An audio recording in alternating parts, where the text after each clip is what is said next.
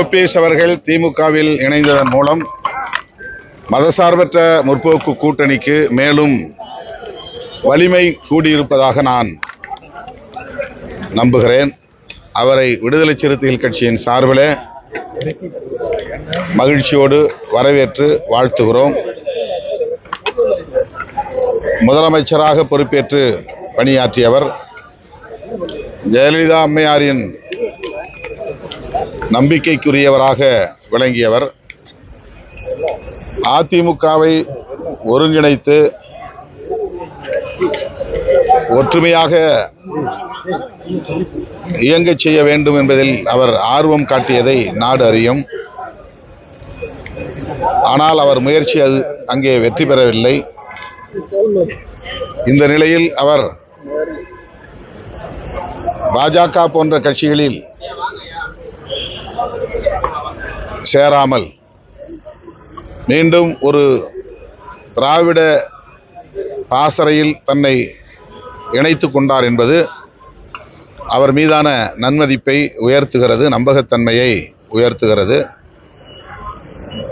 பாஜகவோடு நெருக்கமாக இருக்கிறார், பாஜக சொல்கிறபடி செயல்படுகிறார் என்கிற விமர்சனங்கள் எல்லாம் அவர் மீது இருந்தன. ஆனால் இன்றைக்கு அவர் எடுத்திருக்கிற முடிவு, அவர் நிதானமானவர்.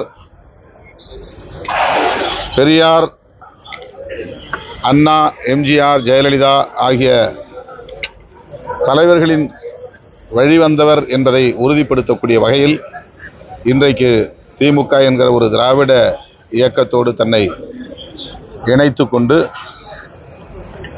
திமுகவை மட்டுமல்லாமல் மதசார்பற்ற முற்போக்கு கூட்டணியையும் அவர் வலிமைப்படுத்தி இருக்கிறார் என்கிற வகையில் நான் மகிழ்ச்சி அடைகிறேன், வரவேற்கிறேன்.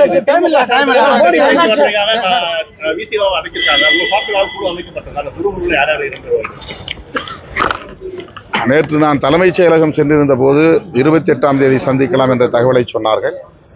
மாண்புமிகு அமைச்சர் ஏவா வேலு அவர்கள் அந்த தகவலை சொன்னபோது நான் 28 ஊரில் இல்லை என்ற நிலையில் 2ஆம் தேதி சந்திக்கலாம் என கூறியிருக்கிறார். வழக்கம் போல என்னுடைய தலைமையில் 2 அல்லது 3 பேர் நாங்கள் முன்னணி தோழர்கள் சந்திப்போம். இதற்கென்று தனியே எந்த குழுவையும் நாங்கள் அமைக்கவில்லை. சென்ற முறை பார்த்தீங்கன்னா போட்டியிட்டதோட தற்போது அதிகமான சீட்டுகள் கேட்க வாய்ப்பு இருக்கா? ஏன்னா இந்தியன் முஸ்லீம் உள்ளிட்ட கட்சிகள் கூட்டணியை இல்லை, இது மெகா கூட்டணி, நிறைய கட்சிகள் இணைந்து கொண்டிருக்கின்றன.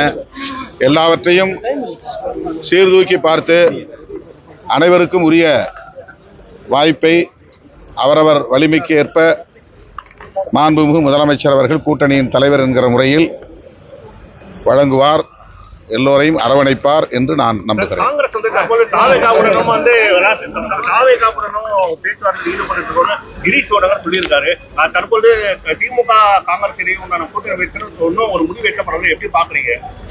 காங்கிரஸ் ஒரு தேசிய கட்சி என்கிற நிலையில் இறுதி முடிவு டெல்லியில் தான் எடுப்பார்கள். எனவே டெல்லியில் இருந்து வருகிற தகவல்களுக்கு நாம் பதில் சொல்லலாம்.